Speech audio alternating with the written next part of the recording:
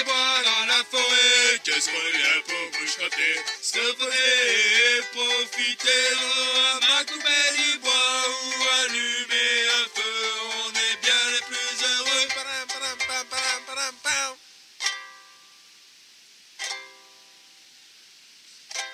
Yeah! Effectivement, ils avaient l'air heureux. Mais comment ont-ils fait pour en arriver là? Ils ont d'abord traversé de magnifiques décors, dont je vous laisse profiter en musique.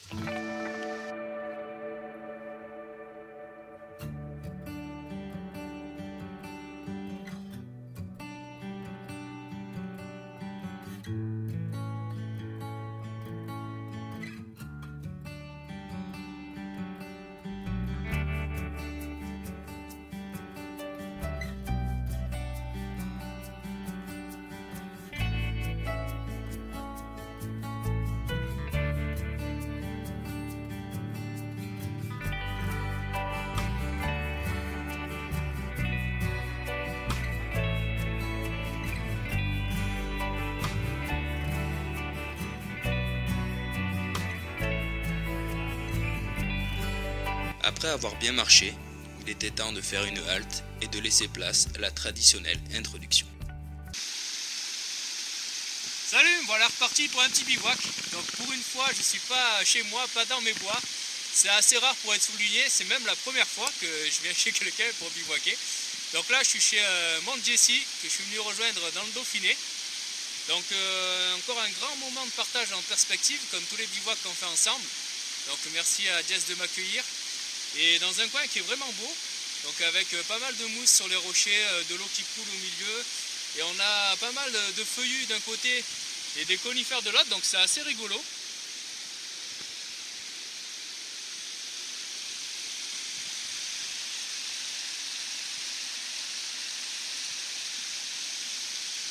Et là on a choisi de rester à peu près dans ce coin, donc c'est un petit peu pentu, mais on devrait se débrouiller pour se caler.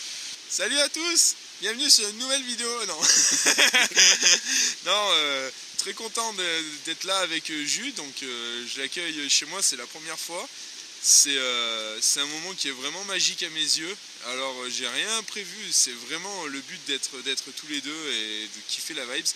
On va profiter du bruit de l'eau, du fond de neige qui reste, du soleil, il devrait faire bon ce week-end et c'est vraiment, ça fait plaisir quand même. Et bienvenue à lui.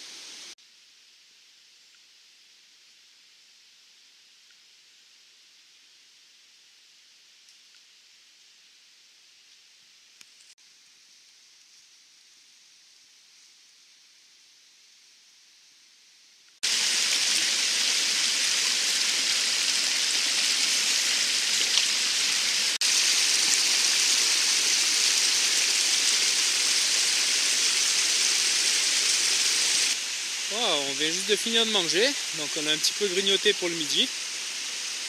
Et là Jessie me fait visiter son coin. Il y a encore un tout petit peu de neige par-ci par-là. Et sinon c'est plutôt dégagé. Donc là on a calé les sacs là où on a mangé. Et on est en train de vadrouiller dans les bois, voir si on trouve un autre coin. Notamment un coin un petit peu plus plat. Ça, on verra, si on ne trouve pas on restera là-bas parce que c'est vraiment très joli.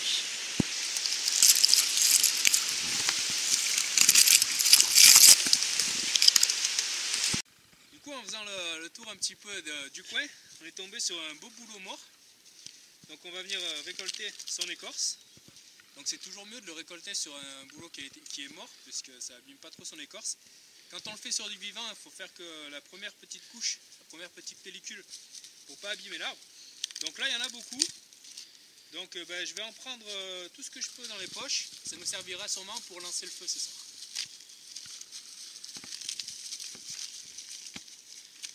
Bon, du coup, on a ramassé là donc avec Jules de l'écorce de bouleau pas mal, et puis il y en a encore avec la fille. Par contre, on est tombé sur, parce qu'il y a beaucoup de gens, ils en cherchent régulièrement, sur des champignons à manouvier.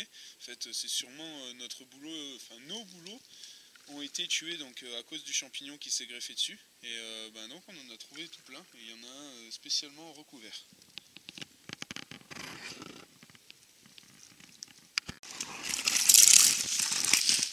Voilà, on peut voir qu'il y en a tout le long du tronc. différentes tailles. Donc c'est un petit peu pareil sur tout le boulot mort qu'on a trouvé. Donc il y en a beaucoup ici, souvent sur les hêtres. Et en réalité, en fait, le champignon est déjà inséré dans l'arbre. Et en fait, ça c'est que la partie visible de l'iceberg, si on peut dire. En fait, la maladie est déjà à l'intérieur de l'arbre. Ça serait entre guillemets comme un fruit du champignon qui mange l'arbre. Donc là, on a de quoi faire si on veut essayer d'un petit peu les enlever, voir si on peut s'en servir pour le feu. Dans notre visite de la forêt, on a vu plein d'arbres déracinés comme ça. Donc on peut voir quand même que c'était un beau gabarit avec des belles racines qui est complètement tombé. Donc il y en a plusieurs un petit peu à droite à gauche. Donc c'est toujours assez impressionnant de s'imaginer que ça puisse tomber comme ça alors que ça a l'air si solide. Bon, on a bien observé sur le bas du ruisseau, du coup on est en train de remonter. Et ici on peut apercevoir nos sacs, deux petits points là. Donc on est bien descendu, on va remonter jusqu'au sac en passant de ce côté-ci de la rive, voir si on trouve un coin ou pas. Et ensuite on se mettra d'accord. Il est à peu près 15 h, donc on n'est vraiment pas pressé, sachant qu'on s'est retrouvé ce matin. Donc on prend vraiment notre temps. Pour l'instant on a surtout blagué et baladé, mais ça fait aussi partie d'une bonne sortie. Au niveau de la végétation, c'est assez sympa comme on l'a dit tout à l'heure, puisqu'on peut voir sur la droite un feuillu qui côtoie juste à côté un conifère. Et par-ci par-là, on peut trouver aussi de belles fougères. Donc c'est vraiment une plante que j'adore, et il n'y en a pas trop dans les coins où je vais d'habitude. Bon, on est tombé sur ces petites crottes. Donc d'après Jessie, qui est chasseur, ça ressemble à des petites crottes de chevreuil. Donc peut-être qu'on aura la chance d'en croiser pendant la soirée ou même la nuit.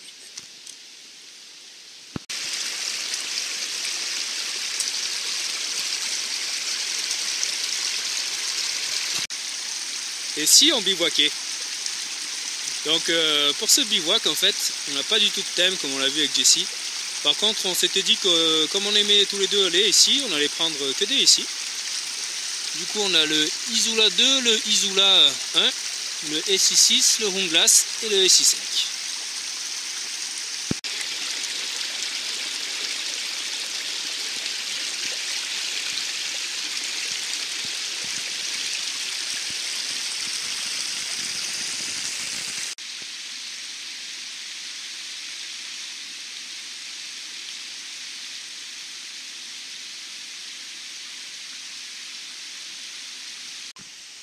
Du coup j'ai récupéré de l'eau là dans une espèce de source qui coule le long du ruisseau, mais vu que ça passe dans la terre, ben forcément c'est plein de petits débris.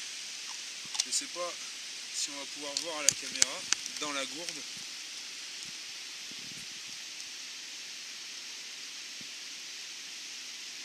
Bon, je sais pas si on voit, en tout cas nous à l'œil on voit clairement.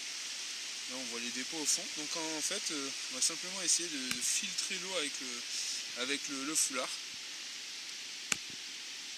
Bon bah on va verser le pied.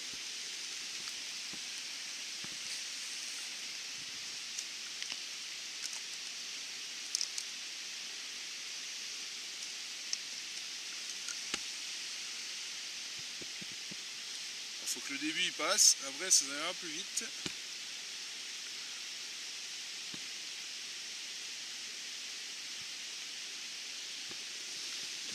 Une fois que ça aura humidifié le chiffon, petit foulard, ça devrait aller un poil plus vite.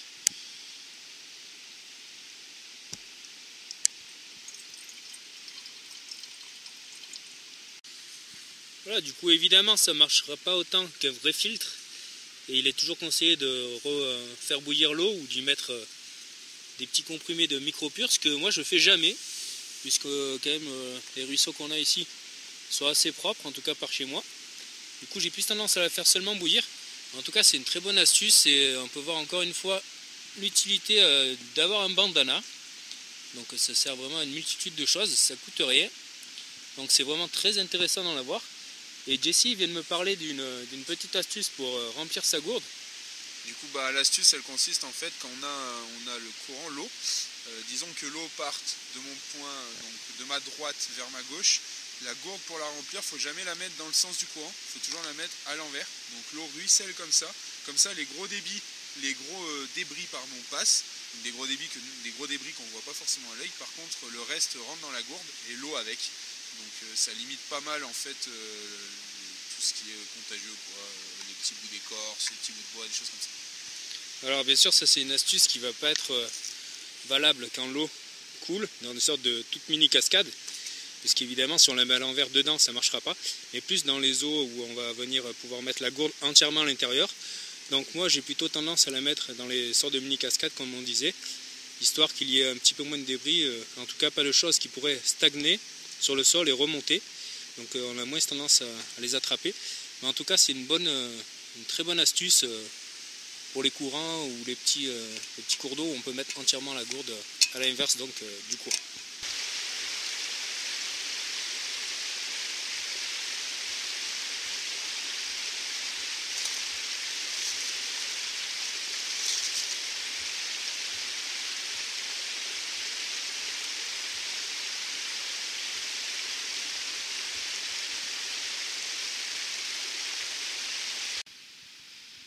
Tito vient de s'arrêter pour uriner.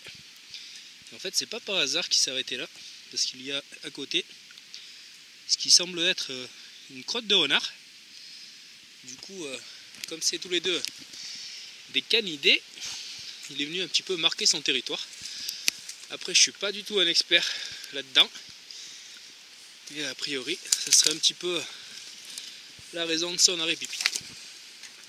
Bon, du coup, on est tombé là, donc aujourd'hui diverses traces.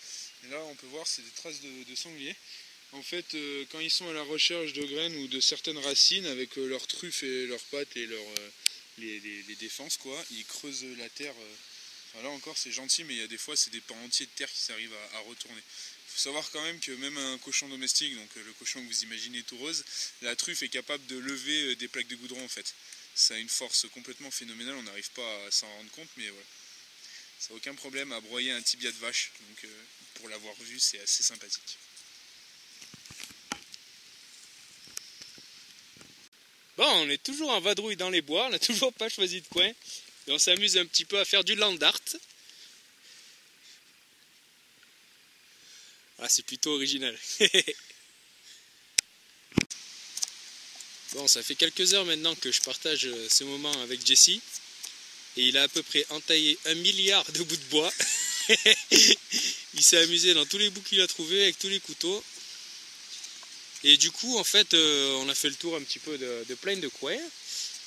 Et Jesse m'a dit qu'il avait son camp fixe pas très loin, où il vient de temps en temps. Du coup, on va certainement aller le visiter et pourquoi pas passer la nuit là-bas. On remonte donc vers le camp de Jesse, puisqu'on était plus bas apparemment. Et on peut voir qu'on est en train de remonter dans une coulée, donc ce qui nous évite pas mal d'efforts, puisqu'en fait on ne coupe pas directement à travers la pente. Donc il y a vraiment beaucoup d'empreintes. Et on peut voir ici, derrière Jesse, que ça redescend là-bas en dessous. Donc en fait, un petit chemin naturel qu'empruntent les animaux qui vont très certainement descendre pour s'abreuver au ruisseau en dessous. Voilà par exemple ce que ça peut donner l'empreinte. Une des empreintes, parce qu'il y a plusieurs sortes différentes. Donc avec le sol un petit peu boueux, on les voit bien. Et on voit très clairement la coulée qui se dessine à travers les feuilles mortes et qui remonte. Voilà, on peut apercevoir là-bas au fond le camp fixe de Jesse, vers lequel on va se diriger pour passer la soirée et la nuit. Bon, du coup, là je viens d'emmener Jules dans mon camp fixe. Alors c'est un camp qui est vraiment en construction parce que j'ai pas souvent l'occasion de venir. Malgré tout, avec Damien la dernière fois, pour ceux qui n'ont pas vu ma vidéo, je suis pas de la pub, je vous laisse aller voir. En tout cas, on avait accentué, donc on a fait plusieurs pare-vents dans l'idée. Et c'est pas des réflecteurs, là c'est vraiment pour couper le vent parce qu'on a le vent qui vient du nord, le nord étant par là-bas, donc on a une montée d'air là, et dessous en fait on a une dépression avec le ruisseau, donc la nuit il y a l'air froid qui remonte par dessous, d'où le fait d'avoir mis la cabane comme ça et la fermer derrière. Donc voilà, l'objectif est là. On compte, j'ai plein de projets pour du mobilier, donc type table et chaise. Et là pour le moment, donc on a un petit four que Rémi avait fait. Et le début de la brique. Voilà. Voilà le petit four d'un peu plus près. Donc finalement ce sont des pierres plates qui ont été posées. C'est vraiment sympa. Incrusté un petit peu dans la terre. C'est vraiment joli. Et voilà la structure un petit peu de ce qui sera la cabane un petit peu plus tard. Donc là on peut voir qu'il y a deux pieds qui se croisent avec un nœud au milieu. Une poutre principale qui rejoint jusqu'à l'autre côté. Ensuite une structure ici avec ce pan qui retient la cabane de ce côté-ci. Donc vraiment bien parti. Donc pour l'instant il peut la boucher avec un tarp derrière. Et à l'avenir l'objectif ça va être de tout boucher avec un ensemble naturel. Et avec même des tuiles en bois faites à partir de morceaux qu'il aura rebâtonnés pour venir faire vraiment un ensemble étanche et en matériaux 100% naturels.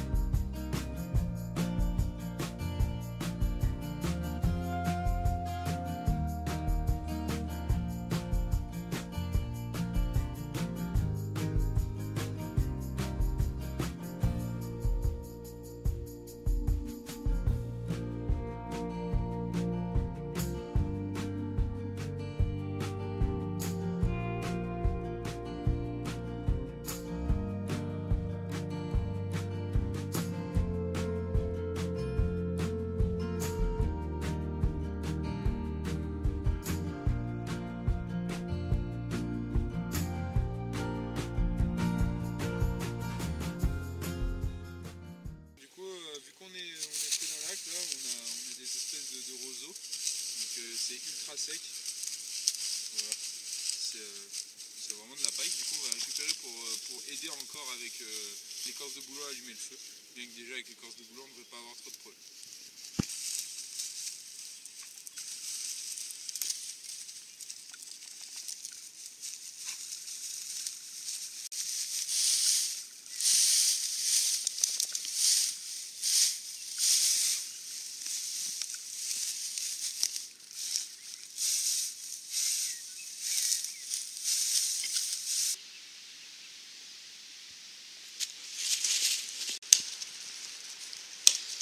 Voilà, du coup on est en quête de bois pour le feu.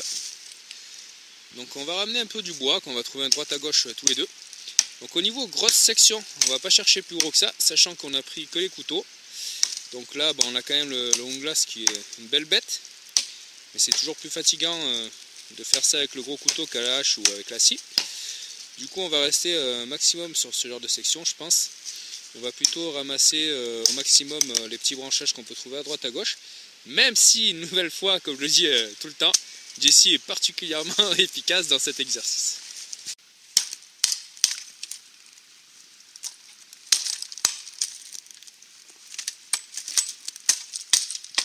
Donc pour allumer le feu ce soir, on va s'y prendre au fire steel. Donc avec les herbes qu'a ramassé Jessie tout à l'heure. Et ensuite on va se servir de l'écorce de bouleau qu'on a ramassé. Donc à faire de se servir d'amadou qu'on a récolté sur place. Du coup en fait je vais lancer avec le fire steel au niveau des herbes, ensuite mettre un petit peu d'écorce de bouleau, beaucoup d'écorce de bouleau dessous, ce qui devrait prendre relativement facilement. Ensuite venir au-dessus prendre les petites branchouilles qu'on a ramassées tout à l'heure.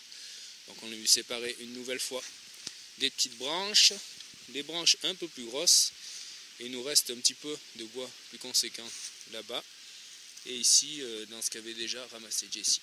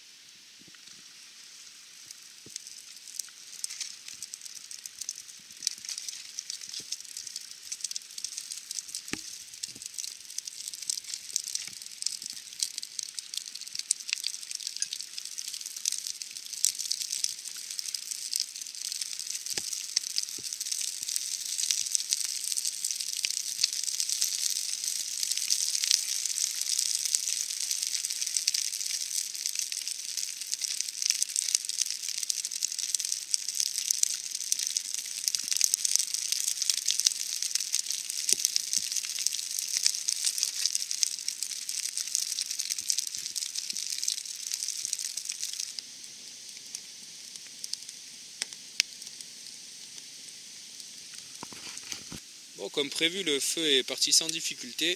On avait un bon amadou avec un bon tas d'écorce de bouleau. Donc il n'y avait pas trop de raison que ça ne marche pas. En tout cas, là, on a obtenu une belle flambée pour le moment. Donc on a fait un peu comme d'habitude, à mettre les morceaux de bois un peu plus gros et humides, parce que mine de rien, c'est quand même assez humide ici. Sur le dessus pour que ça sèche, et pour l'instant, on a une belle flambée.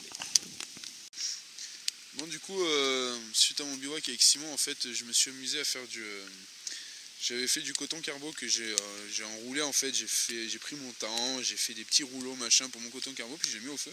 Puis j'ai dû soit le laisser trop longtemps, soit alors c'est les rouleaux. En tout cas, mon coton carbo il fonctionne, mais avec vraiment genre étincelle fire steel quoi. Donc dès qu'on fait le feu à percussion avec le briquet médiéval, ça marche vraiment pas.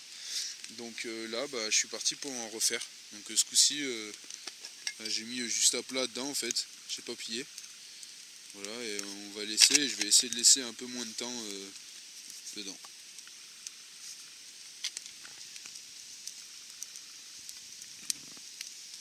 Et hop.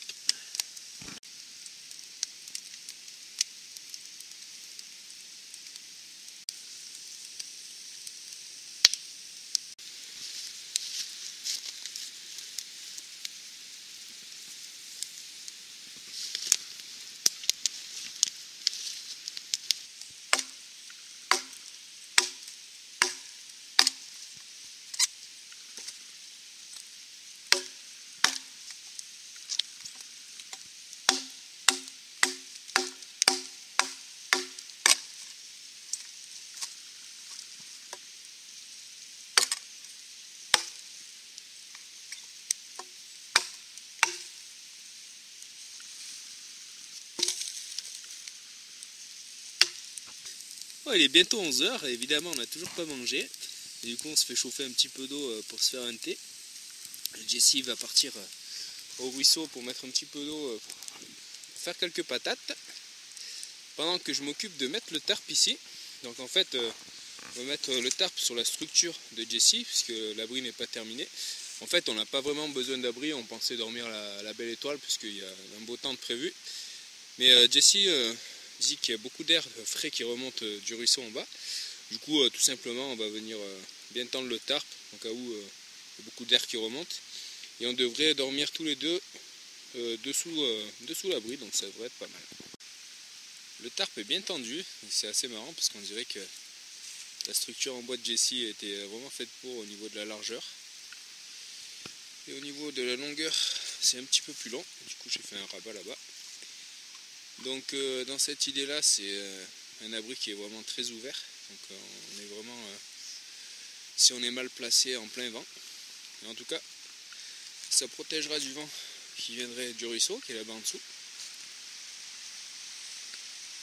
et éventuellement s'il y a une légère pluie, qu'on est bien placé, ça pourrait nous protéger. Bon là ça va pas être le cas parce qu'il n'y a vraiment absolument aucune goutte de pluie de prévu a priori, mais en tout cas ça fait vraiment sympa, ça finit un petit peu un petit peu l'abri, un petit peu le camp. Donc voilà, c'est l'idée finale que Jesse veut donner à son abri, sauf qu'il veut faire à la place du tarp une structure naturelle. Pendant que l'eau pour l'été est finie de chauffer, à côté de Jesse est allé au ruisseau chercher de l'eau pour mettre quelques patates à l'intérieur.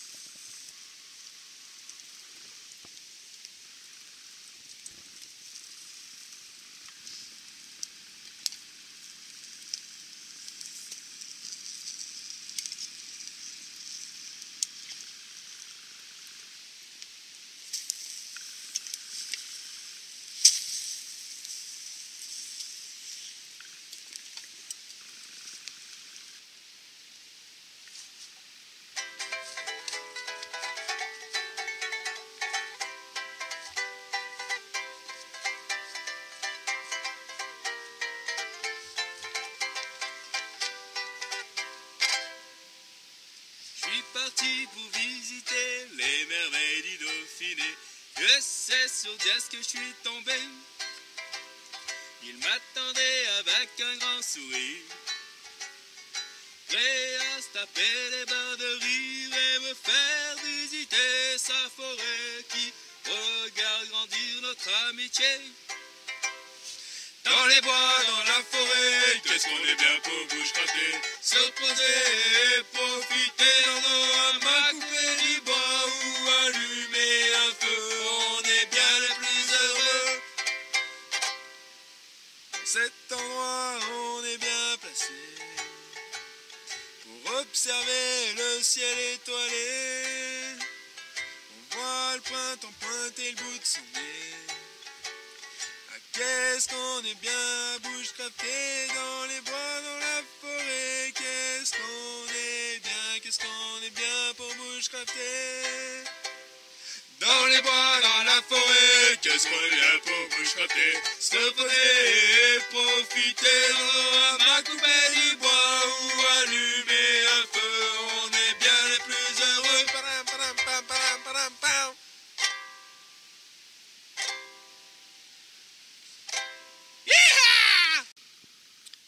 Bon, il est bientôt 4h du matin. Donc on peut dire qu'avec Jesse, on a une nouvelle fois bien discuté. Donc on n'avait rien de vraiment prévu pour ce bivouac, juste de profiter du temps, de la vie et puis de la rencontre. Du coup, on a bien baladé un petit peu toute la journée. Et là, il n'y a pas très longtemps, on est encore remonté vers le lac, un petit peu au-dessus, pour avoir des petites images de nuit qu'on ne pouvait malheureusement pas partager par vidéo puisqu'on ne voyait pas, mais il y avait une belle lune qui éclairait le lac avec les étoiles, etc. Donc encore une fois, vraiment des moments à vivre qu'on ne peut pas vous partager en vidéo. Donc n'hésitez pas à les vivre vous-même, si vous pouvez, bien sûr. En tout cas, c'est quelque chose de vraiment très appréciable. Et donc là, Jesse s'est couché il y a quelques minutes, il s'est déjà endormi. Et du coup, je vais patienter encore un petit moment parce que j'ai quand même, je fais partie des gens qui ne s'endorment pas de suite. Mais vraiment des beaux souvenirs de la journée. Je pense que la nuit va être bonne, assez courte mais bonne. Et demain matin, je pourrai profiter d'une bonne matinée, bien ensoleillée, donc ça devrait être vraiment sympa.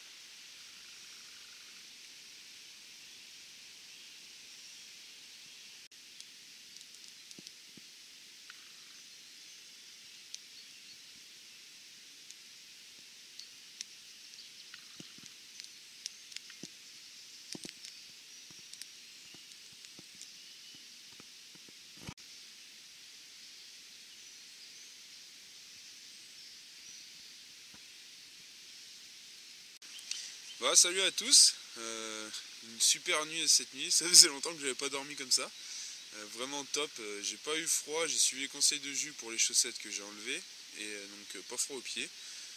J'ai même eu chaud à un moment parce que le réveil, bien sûr j'ai oublié de détendre mon réveil, donc il a sonné à 7h30 pour rien, et il m'a réveillé et là en fait je brûlais de chaud, j'avais super chaud. Donc ouais, les chaussettes, je pense que ça y a fait, et le Thermarest Ridge Vest, c'est la première nuit que je fais avec, et vraiment au niveau confort et niveau chaleur ça n'a vraiment rien à voir quand même. Donc bon bah voilà, une nuit vraiment top, trop bien dormi, bien chaud, donc bien reposant. Bon, il est 10 h du matin, je viens juste de me réveiller et du coup on a passé une excellente nuit. On s'est couché assez tard, moi j'ai fini par fermer les yeux vers 4h30. Du coup vraiment pas froid parce qu'il a fait 1 degré cette nuit. Et au niveau de l'emplacement, on savait pas trop si on n'allait pas glisser, parce que j'ai dormi en fait là où on peut voir mon sac de couchage. Et c'est légèrement pentu ici, mais pas du tout en fait, j'ai dormi sur le côté et j'ai pas bougé. On n'a pas ressenti de vent ou quoi que ce soit, et on se réveille avec le ciel légèrement couvert, mais en tout cas dans l'ensemble il fait quand même assez beau. Donc on est vraiment bien parti pour une bonne journée.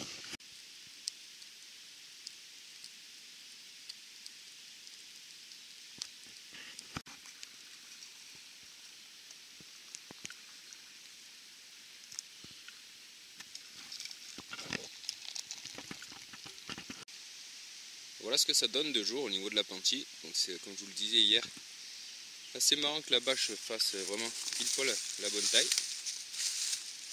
Ça fait assez joli. Et le pan d'ici est vraiment bien protégé. Ah, ça fait une belle surface. Et voilà où on était finalement, juste au-dessus du ruisseau.